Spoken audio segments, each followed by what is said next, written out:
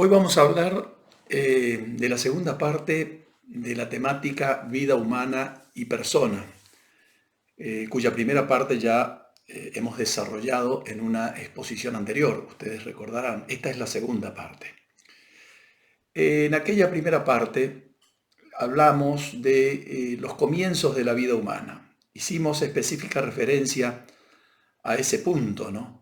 Y a la discusión científica existente alrededor de toda esa, digamos, de esa problemática y de los problemas que también plantea el comienzo de la protección penal de la vida humana.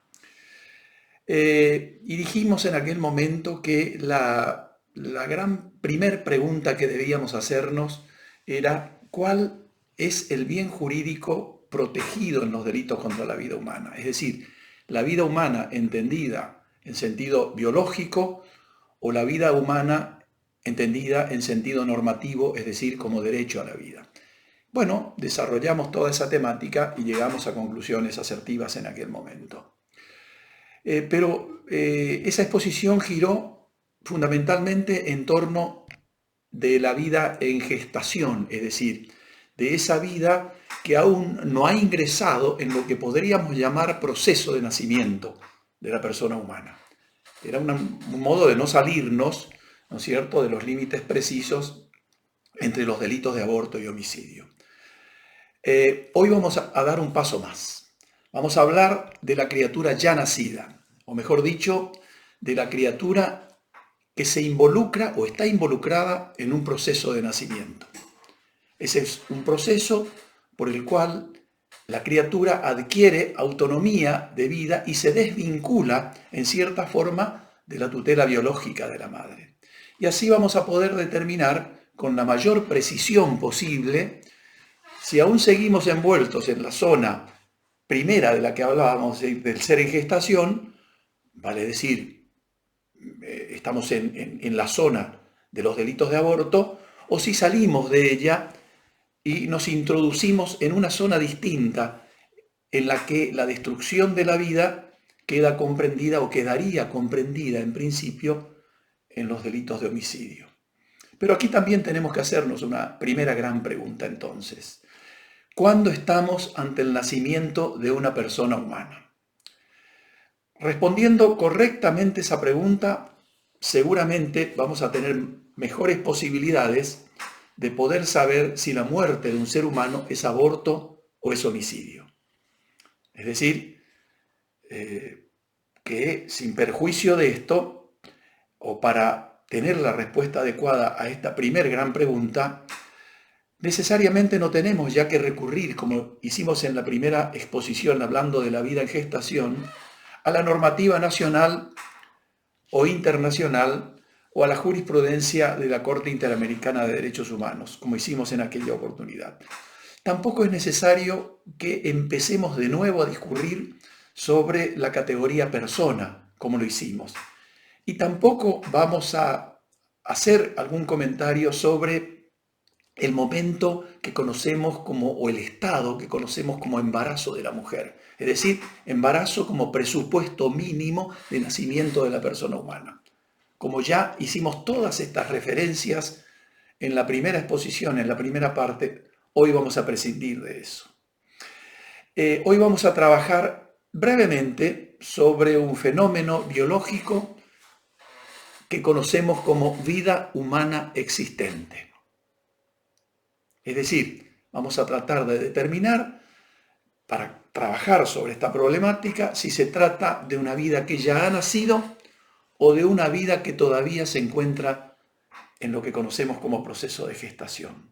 Ahora solo nos importa la persona humana nacida, es decir, esa persona que tiene para la biología y para el derecho vida humana independiente, es decir, aquella vida que para el derecho es una vida ya nacida, una vida que ha dejado de ser una vida intrauterina, vida fetal, para convertirse en una vida extrauterina, que es la vida ya nacida. Esa es la vida, esta última es la vida que nos interesa trabajar en este momento. Y como la la vida intrauterina o fetal termina con el nacimiento de la persona humana, entonces la tarea que vamos a tener por delante es determinar, como decíamos, con la mayor precisión posible, cuándo estamos ante el nacimiento de la persona humana. Y esta es una problemática no fácil de responder. ¿Se acuerdan que, como decíamos en la primera parte de esta exposición, que así como las ciencias médicas o biomédicas no nos pueden suministrar el concepto de persona, tampoco el derecho nos puede suministrar el concepto de vida humana? Aquí, en esta parte de la exposición, debemos, o podríamos decir, utilizando la misma modalidad, que el concepto de nacimiento o la determinación de su momento preciso es un problema atinente exclusivamente a las ciencias biológicas, no al derecho. El derecho, al ser un soporte cultural y valorativo, solo tiene competencia para poner en marcha su mecanismo, su procedimiento de valoración solamente del momento fenomenológico que otras ciencias han determinado como momento del nacimiento del ser humano. Y evaluar dentro de ese proceso de nacimiento, para eso tiene competencia el derecho, cuál es el momento adecuado para otorgar o no protección legal. Entonces, nos interesa determinar el desde cuándo y el hasta cuándo, es decir, desde cuándo ha ocurrido el nacimiento de la persona y hasta cuándo estamos dentro del radio de ese concepto. El desde cuándo importará conocer si la destrucción de esa vida es un aborto o un homicidio. Y el hasta cuándo nos permitirá saber si estamos frente a un homicidio o a un hecho atípico o impune. Bien, la doctrina clásica encontró la respuesta a aquella pregunta que nos hacíamos recurriendo al análisis, ustedes recordarán, de la figura del infanticidio que estaba prevista en el artículo 81.2 del Código Penal y que consistía en la muerte que daba la madre a su hijo con una finalidad, es decir, un tipo subjetivamente configurado para ocultar la deshonra durante el nacimiento o bajo la influencia del estado puerperal. Esta expresión durante el nacimiento que estaba prevista en esta figura hizo pensar a la doctrina de aquel entonces, a la doctrina clásico tradicional, que allí estaba la respuesta a esa gran pregunta. Pero se presentaba un problema, indudablemente, y ese problema era determinar con precisión cuándo se estaba ante ese momento. Es decir, qué alcance debía darse a esa expresión durante el nacimiento que estaba prevista en esta figura que yo acabo de mencionar.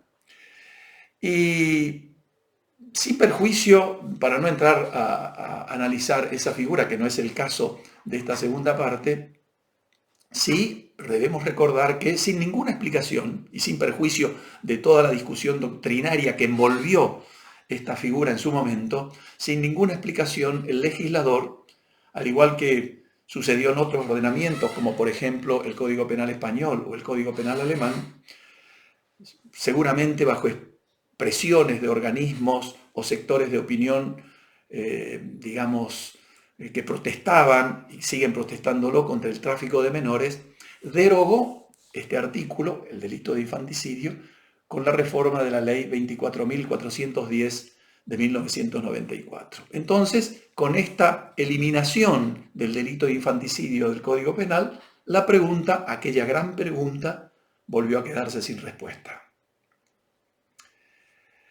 A ver, yo recuerdo que discutíamos alguna vez, o charlábamos, mejor dicho, con el profesor Creus, que yo tuve el honor de actualizar gran parte de su obra. Discutíamos en aquel momento qué hacíamos, cómo debíamos interpretar esta problemática de establecer el concepto de nacimiento de la persona humana si ya no teníamos este delito de infanticidio en el Código Penal. Y me decía el profesor Creus, pues no hay ningún problema. Es decir, de todas maneras, esté o no esté esta figura, no afectaba en nada a la interpretación que veníamos haciendo de que el homicidio frente al aborto estaba limitado por el nacimiento de la persona humana. Y así actualizamos la obra de él, así seguimos escribiendo esa obra y así seguimos pensando hasta la actualidad. Es decir, la frontera entre estos dos delitos, aborto y homicidio, está justamente en esa expresión nacimiento del ser humano.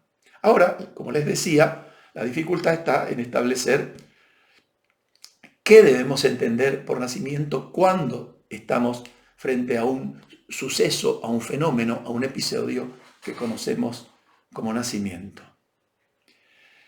Cuando hablamos de homicidio, hablamos de un ser humano vivo. No hay ninguna duda. Es decir, un ser humano que podemos cualificar como que se encuentra en un proceso de vida humana independiente, autónoma, que tiene autonomía vital, digamos que ya no depende de la madre. Pero el Código Penal no nos proporciona un criterio ni nos suministra datos que nos aclaren qué debemos entender por nacimiento de la persona humana. Pero sí nos señala un camino, creo yo, cuando en el tipo penal, en la descripción de la figura que está prevista en el artículo 79 del Código Penal, en el delito de homicidio, dice, cuando individualiza al sujeto pasivo, lo señala como el otro. Es decir, el homicidio consiste en matar a otro individuo diferente del autor. Y ese otro debe ser entendido como una vida humana independiente, es decir, una vida humana ya nacida. Eso es lo que dice y cómo se debe entender el artículo 79. Cuando se refiere a otro, se está refiriendo a una persona o a otra persona viviente, es decir, a un individuo de la raza humana vivo que ya ha nacido, es decir, que ya ha salido del vientre de la madre. Fíjense ustedes que en los delitos de aborto, en cambio, no se hace referencia a otra persona, sino que se dice escuetamente no se dice el que matare a un feto, o el que matare a un embrión ya implantado en el útero de la mujer, por ejemplo, sino que se dice escuetamente, y usando una fórmula muy cerrada, el que causare un aborto. De manera que una fórmula de estas características nos obliga, nos conduce a determinar el concepto de aborto y no a determinar cuál es el objeto jurídico de la acción de abortar, que es otra cosa distinta. Entonces nos introduce indudablemente en un problema que hasta el momento no ha sido resuelto por la ciencia satisfactoriamente, como vimos en la primera parte de esta exposición. Lo que sí tenemos claro es que con el nacimiento de la persona comienza la vida humana independiente. Entonces, teniendo en cuenta la importancia que tiene esto, es decir, sobre todo por la figura que se ve envuelta en esta cuestión, que es el delito de homicidio, asume una gran importancia dogmática determinar el preciso momento en que tiene inicio el nacimiento del ser humano. Aun cuando haya desaparecido la figura del infanticidio, seguimos sosteniendo, como decía, que el nacimiento del ser humano, de la persona humana, es el punto neurálgico, el punto central, el punto de partida, ¿no es cierto?, digamos, entendido como hecho biológico, en el que queda fijado el límite mínimo de la vida humana independiente. Entonces, ¿cuándo habrá nacimiento? Podemos decir, en principio, hay nacimiento cuando se produce la completa separación del nuevo ser del cuerpo de la madre, con independencia de que acontezcan o no otros hechos, como el corte del cordón umbilical, por ejemplo. Sin embargo, creo que esta afirmación, completa separación del cuerpo de la madre, creo que no es suficiente para determinar el concepto de nacimiento. Son conclusiones que creemos, o yo creo que no son satisfactorias. ¿Saben por qué? Porque el nacimiento es un proceso, es decir, un proceso en curso de evolución. es un proceso que se enmarca hacia adelante, que va paso a paso hacia adelante, es de evolución progresiva. Y estas conclusiones, que yo acabo de dar hace un ratito, no nos marcan los límites mínimo y máximo del nacimiento, de esa categoría nacimiento que queremos determinar. Y si entendemos que es un proceso, entonces el nacimiento debe tener un final, un principio y un final, como todo proceso.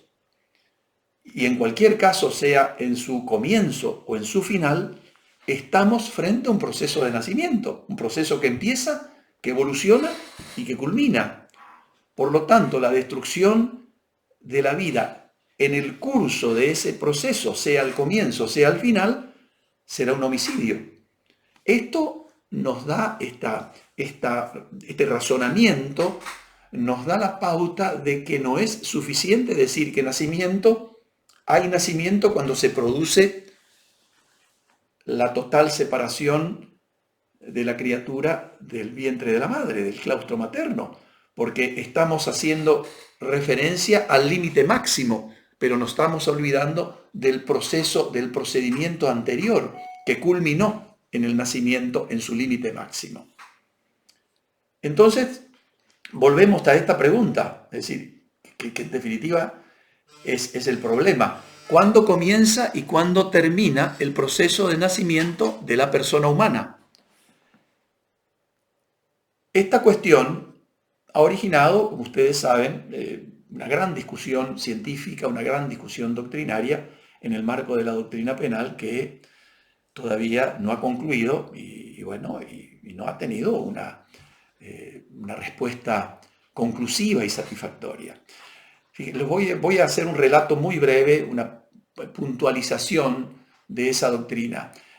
Un sector, por ejemplo, entiende que el nacimiento comienza con los trabajos de parto, contracciones o dolores, como por ejemplo era la posición clásica conocida del profesor Soler, y que han seguido, entre otros, Fontán Balestra, La Gianaya, Terán Lomas, Varela, etc.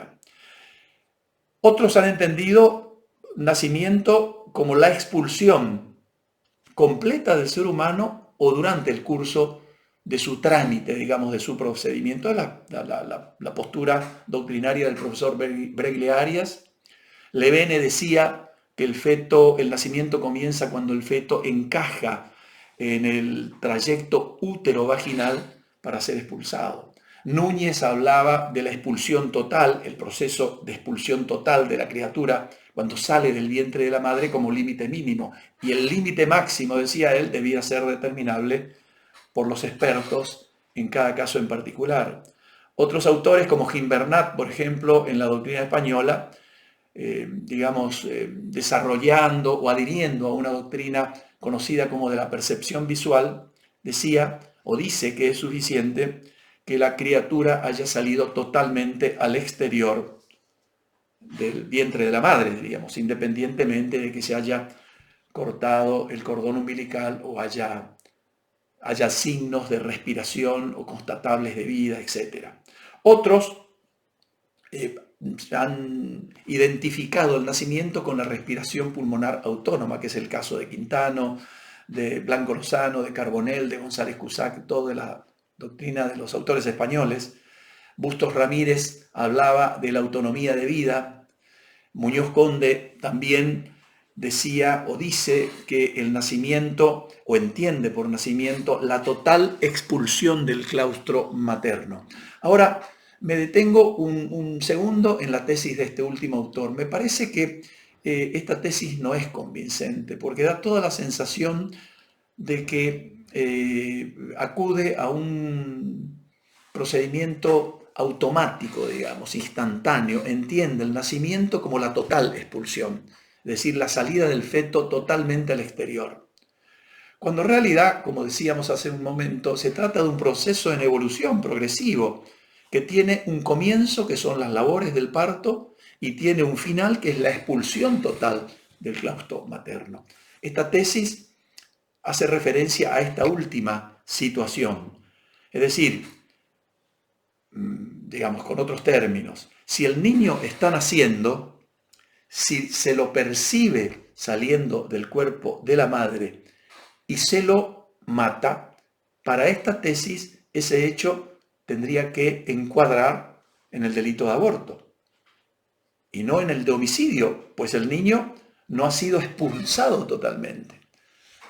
Se podría cuestionar esta afirmación diciendo que cuando el niño está naciendo, aún no ha nacido, que es lo que se requiere para que haya homicidio, es decir, un niño que haya nacido. Pero si ustedes se fijan puntualmente en esta cuestión, el delito de homicidio no exige la muerte de una persona nacida. No dice el que matare a una persona nacida, sino dice el que matare a otro. Así lo dice el 138.1 del Código Penal Español y el artículo 79 del Código Penal Argentino. Y ese otro es el otro naciendo, es decir, el otro en su proceso de nacimiento o cuando ya ha nacido, es decir, en su momento del comienzo, en su límite mínimo o en su culminación, en su límite máximo. Cualquiera sea el momento del proceso de nacimiento, existe, a mi juicio, una vida en nacimiento. Por lo tanto, su eliminación, su destrucción, será siempre un homicidio. Ya sea, como decía hoy, hace un ratito, en el límite mínimo, en el comienzo del nacimiento, del proceso de nacimiento, o en su culminación, en su finalización, que es el límite máximo de este proceso. Y la importancia que tiene la tesis, que también nosotros sostenemos, es decir, de la total separación, pero como límite máximo del proceso de nacimiento, se advierte la importancia de esta tesis en los casos de partos por cesárea, puesto que si las acciones contra la criatura se cumplen antes de realizada esa práctica, estaremos ante el delito de aborto, indudablemente. Entonces, es sólo a partir del instante en que se produce la separación o expulsión del ser humano, adquiere vida independiente, con total autonomía respecto de la persona de su madre. Por lo tanto, con este momento, sostener esta tesis como, insisto, límite máximo del proceso, de todo el proceso de nacimiento, creo que marca con mayor precisión y nitidez la línea divisoria entre el aborto y el homicidio. Y con eso tenemos una respuesta a aquella pregunta que nos hicimos al comienzo sobre qué debemos entender por nacimiento. Y si damos un paso más, cuando ya estamos dentro del ciclo evolutivo, el ciclo vital del ser humano, cuando estamos en el momento del ser humano ya nacido como vida humana independiente, tenemos que dar un paso más y hablar sobre el fin de esa vida humana independiente. Es decir, introducirnos en el mundo del concepto, que también es un concepto complejo, que es el concepto de muerte. Y vemos así que como el nacimiento marca el límite mínimo de la vida humana independiente, el límite máximo está dado por la muerte natural del ser humano. La muerte, al igual que la vida, no es un proceso instantáneo, automático, que se produce en un instante, sino que es un proceso biológico, gradual, inevitable e irreversible, y que solo puede ser determinable por criterios médicos. Ahora, no podemos prescindir en el análisis del concepto de muerte de criterios normativos. ¿Y esto por qué?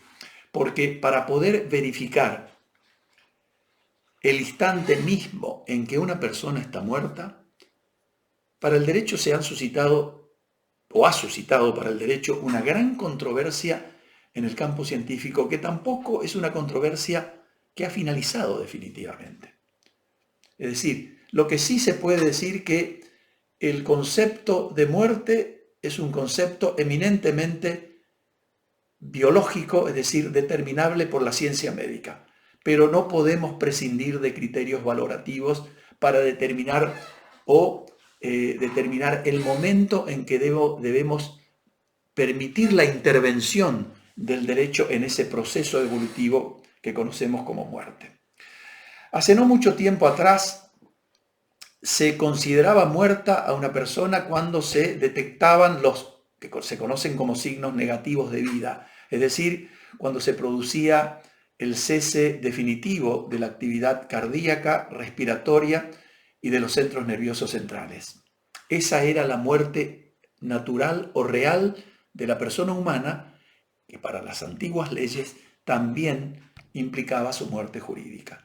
Actualmente, debido a los extraordinarios avances de la medicina, particularmente en las llamadas técnicas de reanimación que pueden mantener con vida a una persona, a un ser humano por un tiempo considerable, los criterios indudablemente han cambiado.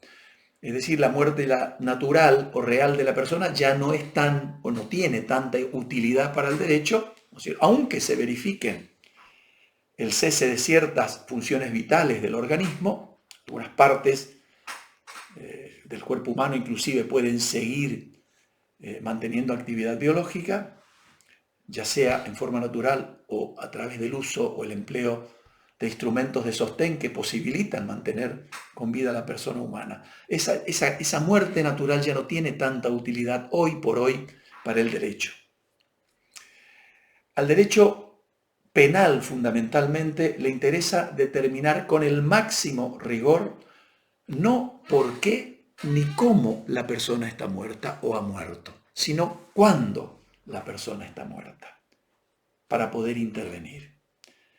En la actualidad, el concepto clásico de muerte, el concepto que conocimos o que dimos hace un ratito, el cese de la actividad cardíaca, respiratoria y de los centros nerviosos centrales, se ha visto cuestionado por un concepto nuevo, que es el concepto de la muerte cerebral. Es decir, una persona, se entiende hoy, que está definitivamente muerta cuando se demuestra por medio del encefalograma plano, por ejemplo, que la actividad cerebral ha terminado totalmente. Y este es el criterio, este concepto de muerte, es el que ha adoptado la ley de trasplantes del año 77, que estaba vigente en la Argentina, la ley 21.541, pero la ley de trasplantes en la Argentina ha tenido un proceso evolutivo también cambiante, muy seguido, porque esta ley, por ejemplo, que acabo de mencionar, fue derogada en el año 93 por la ley 24.193.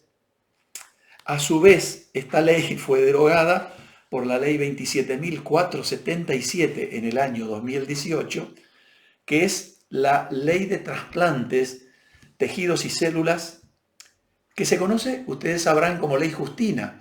Es decir, esa niña o esa adolescente, Justina Locane, que murió sin poder conseguir un corazón para un trasplante.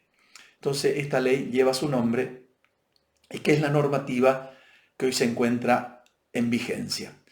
Y esta ley establece en el artículo 36, les voy a leer textualmente, toda esta cuestión relacionada con la muerte de la persona humana en la Argentina.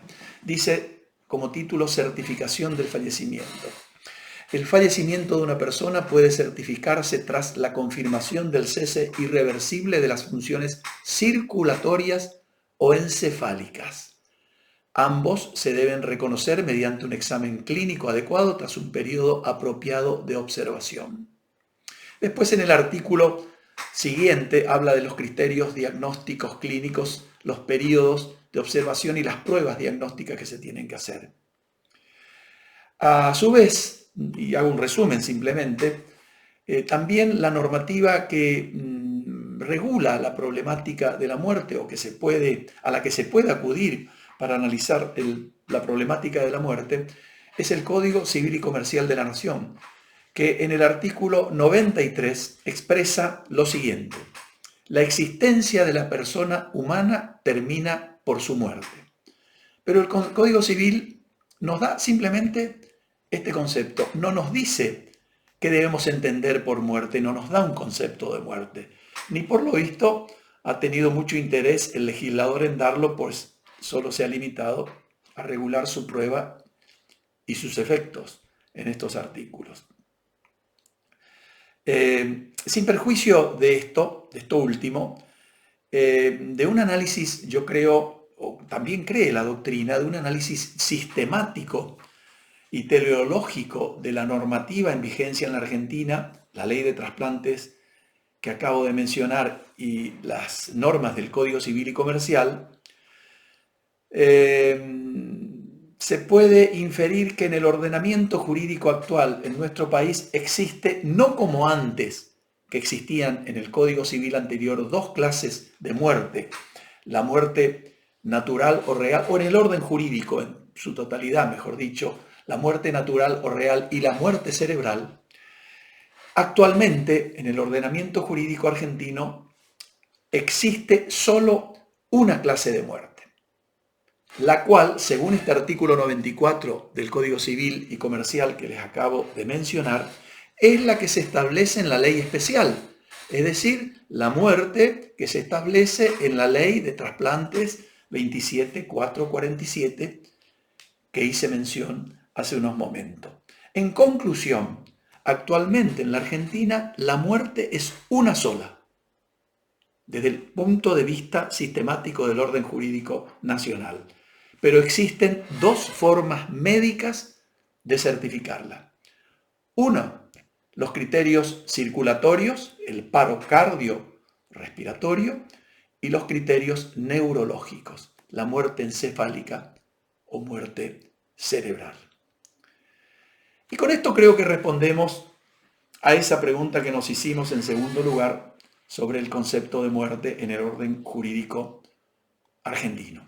Ahora, brevemente, y para ir concluyendo, en el estudio del sujeto pasivo en los delitos de homicidio, que hasta no hace mucho tiempo, ustedes recordarán, se limitaba a un ser humano con vida, es decir, sin mayores calificativos o aditamentos, hoy la cuestión ha pasado a tener una relevancia especial, distinta, precisamente por los adelantos que se han producido en los últimos años en la medicina y en la tecnología relacionada con el área médica, en el campo de la medicina.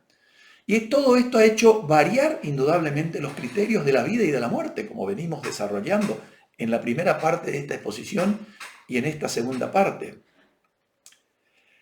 El advenimiento de los derechos humanos también han tenido y tienen gran importancia en el estudio de la relación médico-paciente, por ejemplo.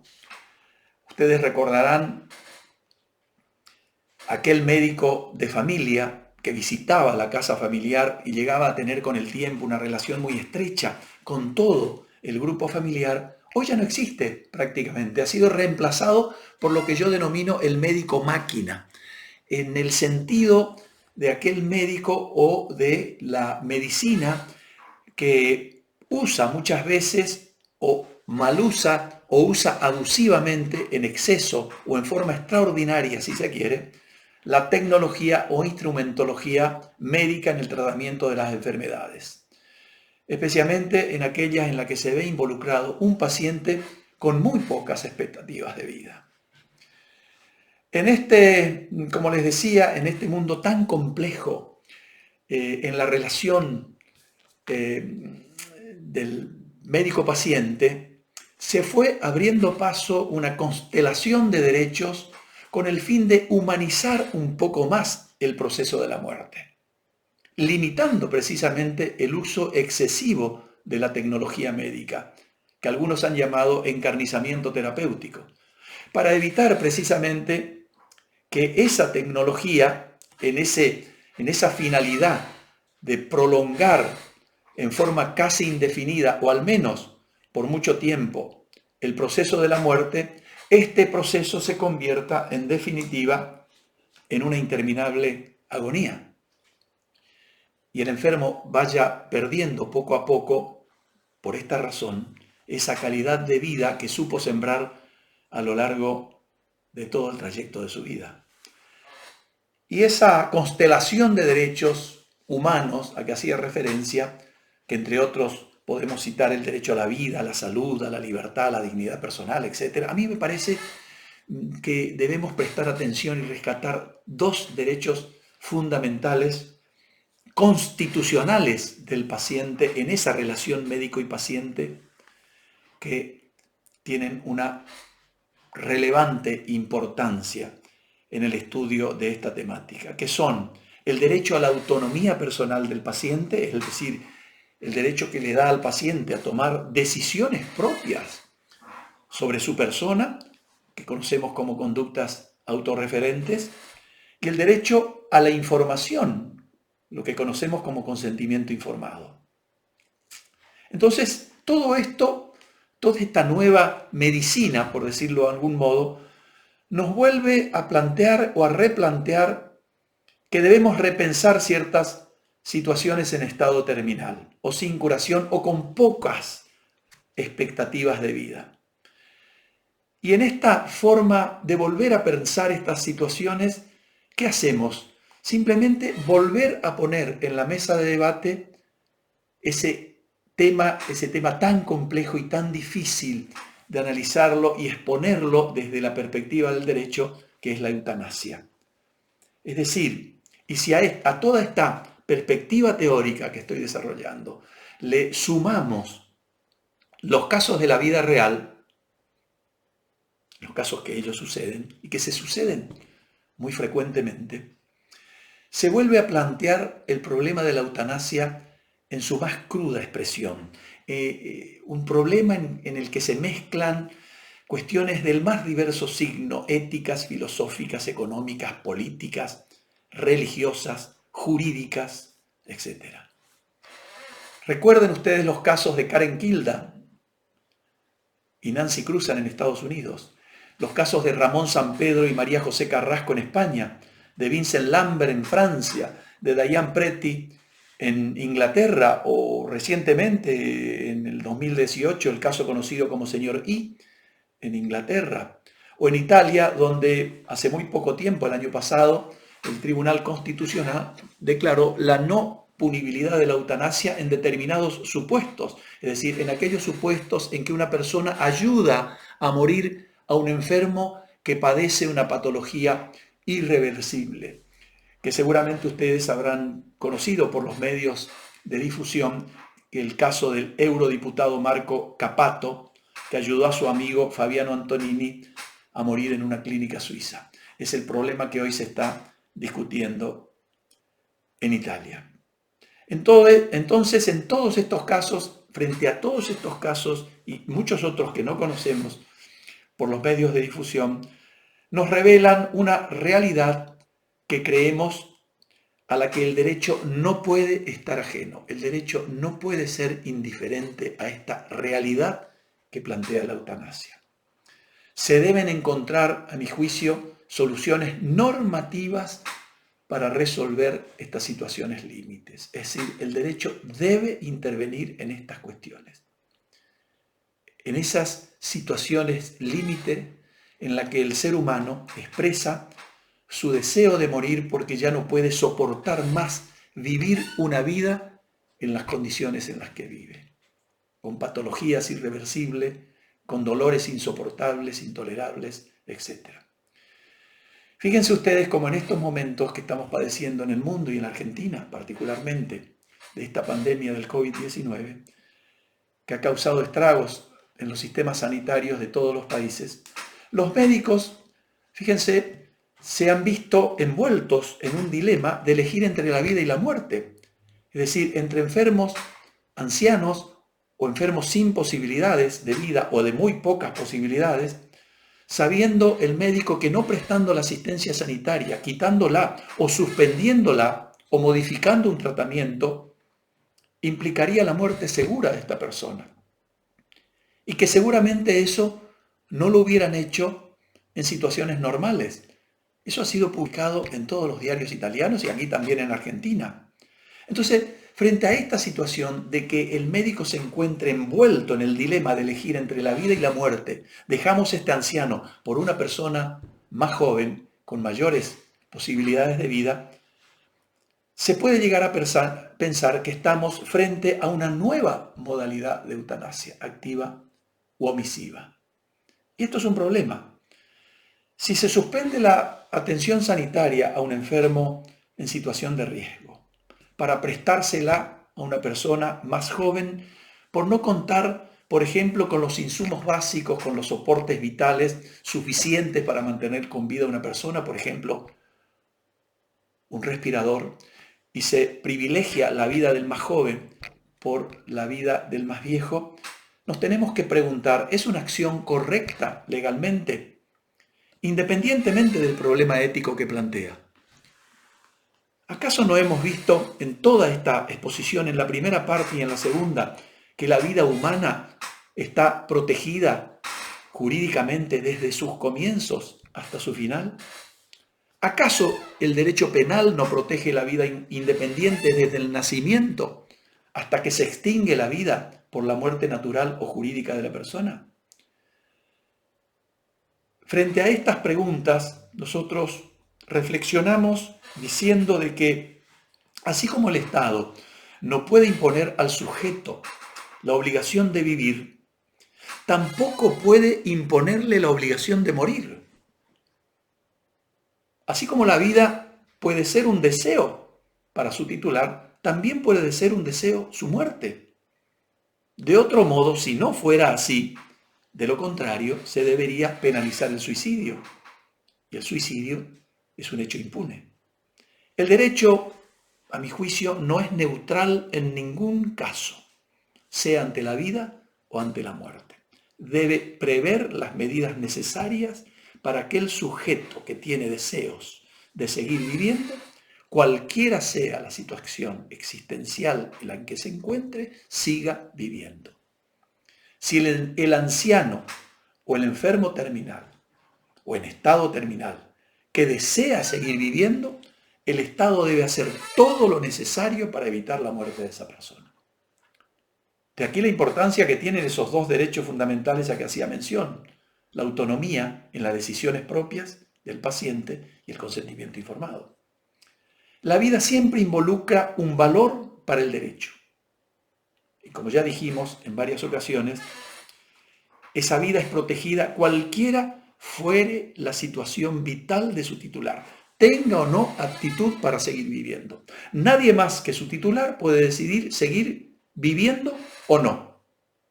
Ninguna persona, ningún tercero puede decidir por ese titular, por el titular de la vida, ni siquiera el médico, cualquiera sea la condición o situación en la que se encuentre esa vida humana.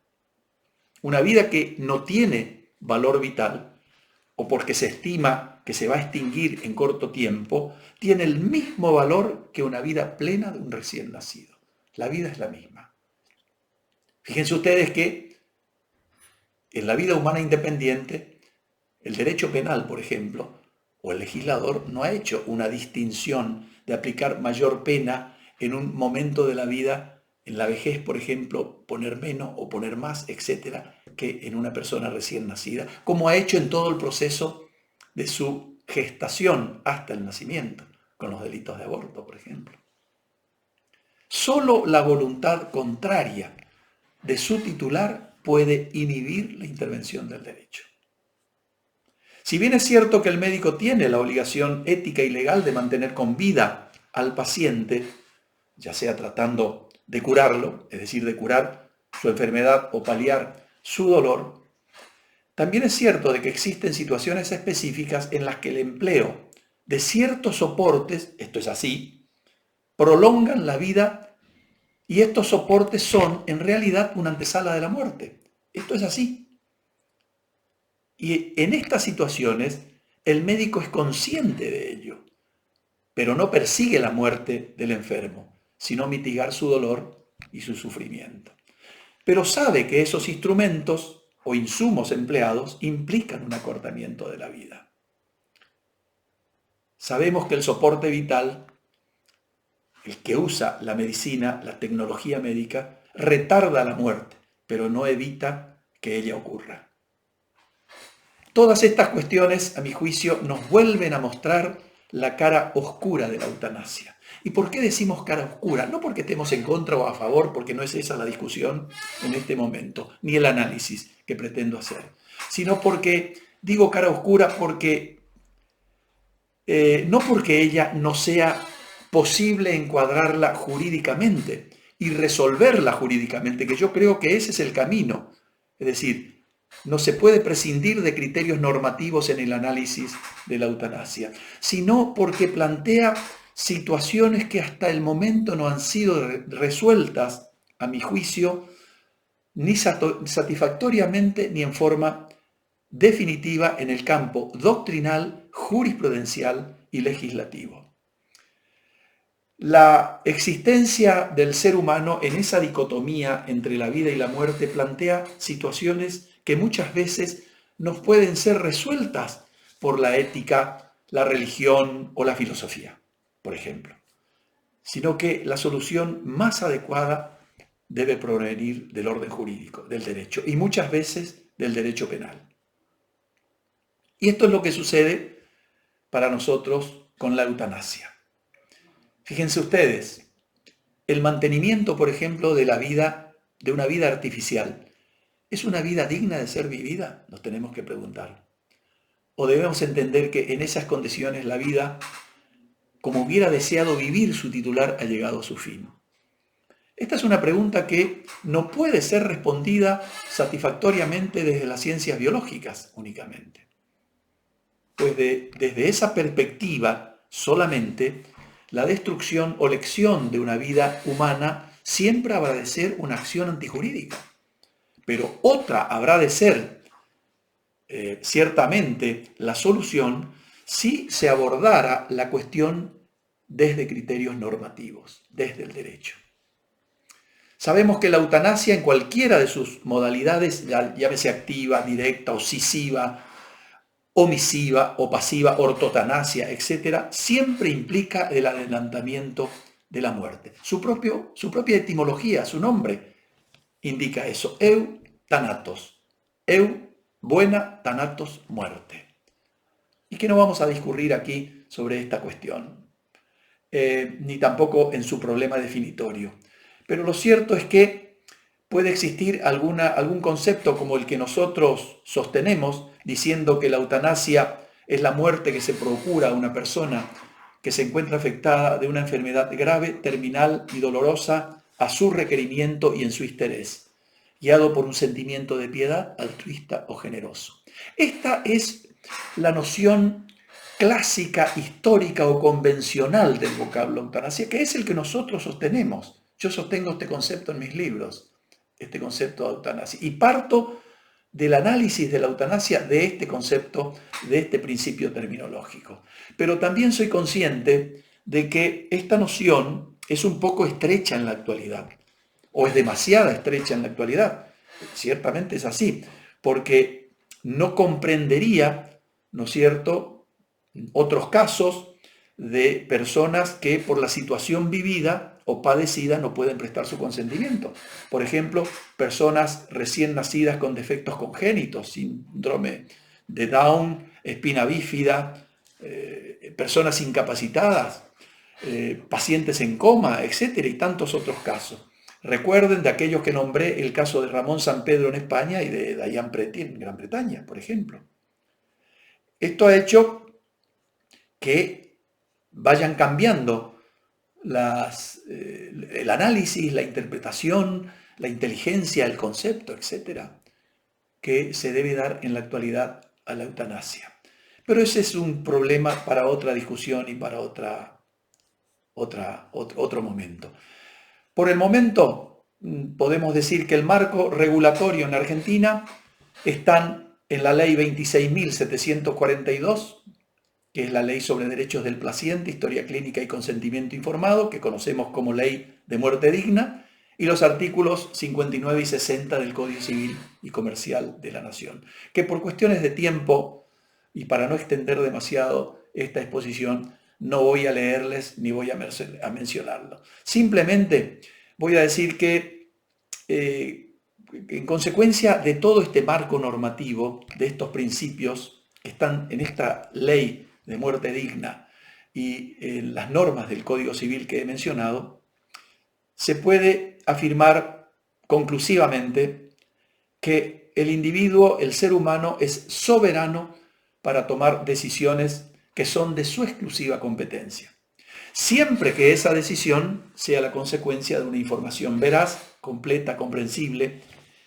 y lo más precisa posible acerca de su situación médica. Este es el consentimiento informado. Lo primero, el principio de autonomía. Lo segundo, el consentimiento informado. Por lo tanto, estos dos principios no funcionan aisladamente uno del otro, sino que son principios que se encuentran estrechamente vinculados entre sí, que posibilitan que actúen operativamente y en forma complementaria el uno del otro. La autonomía de la voluntad y el consentimiento informado del paciente. Y para terminar, debemos dejar en claro algo que no quiero que quede como una pregunta de ustedes que no ha tenido una respuesta. Perdón. Sin perjuicio de todo esto que venimos exponiendo, debo dejar en claro que la ley de muerte digna, la que acabo de mencionar, no habilita al paciente en estado terminal que desea terminar con su vida recurrir al auxilio médico para el logro de estas finalidades. Es decir, el paciente en estado terminal, grave, etcétera, como requieren los casos de eutanasia, como presupuesto de situación médica de la persona en casos de eutanasia, no puede pedir el auxilio de un tercero, sea el médico o cualquier otro, para acabar con su vida. Es decir, la ley no prevé la ayuda a morir, que sería un caso de suicidio asistido. Por lo tanto, para concluir, esta ley le da al paciente derechos, indudablemente. Por ejemplo, tiene derecho a rechazar el tratamiento médico, eso dice la ley. No les leí todo el texto por una cuestión de tiempo. Tiene derecho a rechazar las medidas de soporte tendientes a prolongar su vida, los recursos sanitarios que impliquen medidas extraordinarias o desproporcionadas con respecto a su situación médica, etcétera, etcétera. Todas estas situaciones pueden ser rechazadas por el paciente. Esos son sus derechos, pero no tiene derecho a requerir el auxilio de la ciencia médica para terminar con su vida. Entonces, el suicidio asistido, ni la eutanasia activa o directa, como en otros ordenamientos jurídicos, ninguna de estas dos situaciones están reguladas en nuestro país. Bueno, los saludo y los espero en la próxima charla.